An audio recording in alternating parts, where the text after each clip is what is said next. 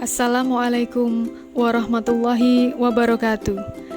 Kami dari kelompok C yang beranggotakan 1. Ibu Sunarsih, 2. Ibu Mutiara Bakti Pratiwi, 3. Ibu Fitria Suci Susanti, dan 4. Ken Sivi Meldianisa.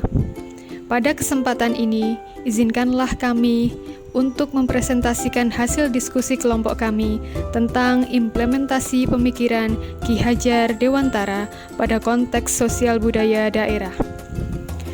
Selanjutnya, dari hasil yang telah kami diskusikan, ada beberapa hal yang bisa kita angkat sebagai kekuatan konteks sosial kultural di daerah yang sejalan dengan pemikiran Ki Hajar Dewantara. Di antaranya yaitu: yang pertama, ada kesenian jaranan Nogo Birowo yang sering ditampilkan ketika ada event memperingati hari kemerdekaan. Kemudian ada acara sedekah bumi yang dilaksanakan saat panen raya sebagai perwujudan rasa syukur kita terhadap Tuhan Yang Maha Esa atas melimpahnya kenikmatan yang telah diberikan dan dihindarkan dari mara bahaya. Kemudian ada permainan tunggak dingin atau petak umpet yang mempunyai makna, yaitu mengingatkan kita tentang kehidupan di dunia dan kehidupan setelah kematian. Setelah itu ada permainan nekeran yang mempunyai makna bahwa selesai menaklukkan tantangan, maka ada tantangan yang lebih sulit dari sebelumnya. Kemudian ada acara sungkeman yang selalu kita laksanakan setiap memperingati Hari Raya Idul Fitri atau ketika ada acara temu manten. Serta ada acara pitonan atau memperingati 7 bulanan umur bayi sebagai rasa syukur orang tua kepada Tuhan Yang Maha Esa atas karunia-Nya sehingga anak mereka bisa tumbuh dengan baik. Kemudian, dari pemikiran Ki Hajar Dewantara sebagai perwujudan kontekstual sesuai dengan nilai-nilai luhur kearifan budaya lokal, di antaranya 1. Nilai moral, seperti yang tercermin pada watak dan karakter tokoh Bujang Ganong dalam kesenian jaranan. Bujang Ganong mempunyai watak yang ceria dan sabar. Jadi, kita sebagai manusia diharapkan bisa mempunyai karakter seperti Bujang Ganong tersebut. 2. Nilai kreatif, yaitu kita bisa mengekspresikan kemampuan seni tari, seni vokal, dan seni musik. Kemudian, nilai ekonomis. Di sini kita dapat menciptakan lapangan pekerjaan bagi pengrajin jaranan. 4. Nilai budaya, yaitu sebagai kekayaan tradisi dari suatu daerah yang perlu dilestarikan. Selanjutnya, nilai edukasi. Kemudian, nilai hiburan dapat menjadi pertunjukan yang menghibur masyarakat. 7. Nilai religi. 8. Nilai gotong royong. Adanya kerjasama dalam membuat tumpeng dan melaksanakan kirap. Kemudian, nilai kepercayaan. Dengan menyelenggarakan sedekah bumi, dipercaya dapat menolak bala dan meminta perlindungan kepada Tuhan Yang Maha Esa, serta nilai kreativitas. Adanya kreativitas dari masyarakat dalam menari, membuat tumpeng, membuat aksesoris, dan lain sebagainya. Dalam permainan tunggak dingin atau peta umpet, serta permainan nekeran, mengandung nilai kerukunan, nilai kejujuran, nilai kesehatan, dan nilai hiburan, serta nilai kemandirian. Selanjutnya, dalam tradisi sungkeman, mengandung nilai kerukunan dan nilai moral. Pada acara pitonan, tercermin nilai solidaritas dan nilai religius.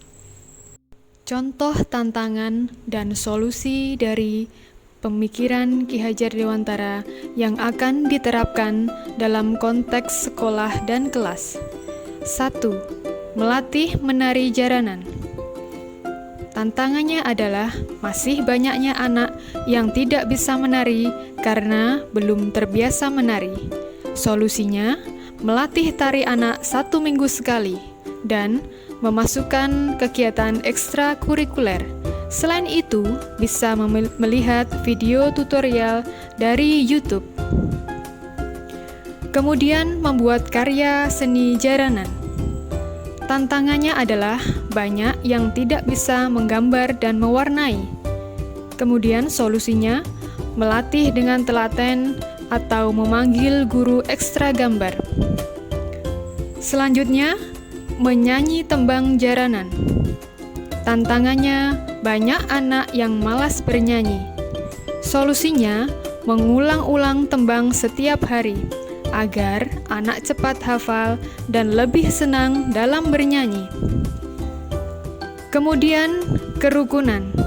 Tantangannya adalah suatu contoh ketika bermain, ada anak yang berkelahi karena merasa kalah. Solusinya, memberi pengertian bahwa dalam bermain harus siap kalah dan siap menang, tidak boleh egois. Kemudian, melatih kejujuran. Tantangannya adalah ada anak yang tidak mau mengakui bahwa dia mengambil barang milik temannya. Solusinya, memberi pengertian dan memutarkan video tentang kejujuran.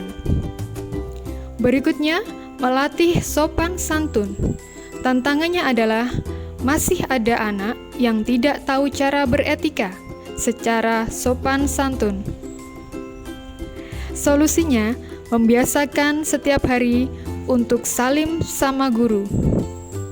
Setiap kali masuk kelas, dan membiasakan untuk berkata permisi setiap kali berjalan di depan orang. Selanjutnya, melatih gotong royong.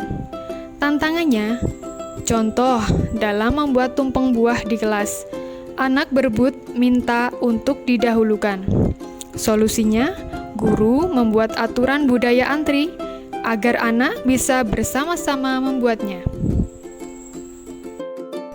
Satu kekuatan pemikiran Ki Hajar Dewantara yang menebalkan laku murid di kelas atau sekolah sesuai dengan konteks lokal sosial budaya di daerah.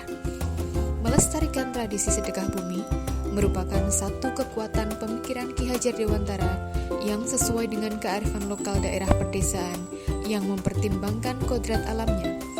Karena kita tinggal di daerah pedesaan yang mayoritas penduduknya bermata pencaharian sebagai petani, sedangkan kodrat zaman peserta didik bisa kita ajarkan untuk membuat tumpeng dari buah dan sayur yang lebih kreatif dan lebih inovatif. Sesi tanya jawab. Pertanyaan pertama. Nilai kearifan lokal apa yang disepakati untuk diadopsi menuntun laku murid di kelas? Jawaban. Dalam membuat tumpeng buah, tercermin nilai gotong royong, nilai religi, serta nilai moral. Pertanyaan kedua. Bagaimana cara menyaring budaya asing di era globalisasi jika diterapkan di kelas? Jawaban. Di era globalisasi ini, bagaimana menyaring budaya asing yang akan diterapkan di kelas?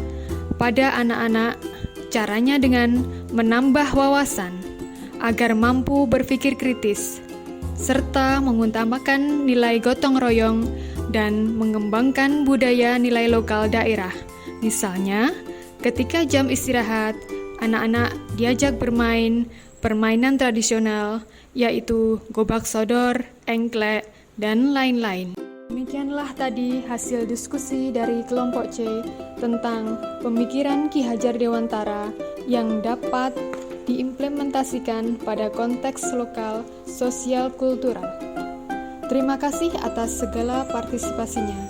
Semoga bisa menjadikan bahan perbaikan bagi kelompok kami. Mohon maaf atas segala kesalahan. Buah mangga dimakan rusa. Kelas 52 memang luar biasa. Wassalamualaikum warahmatullahi wabarakatuh.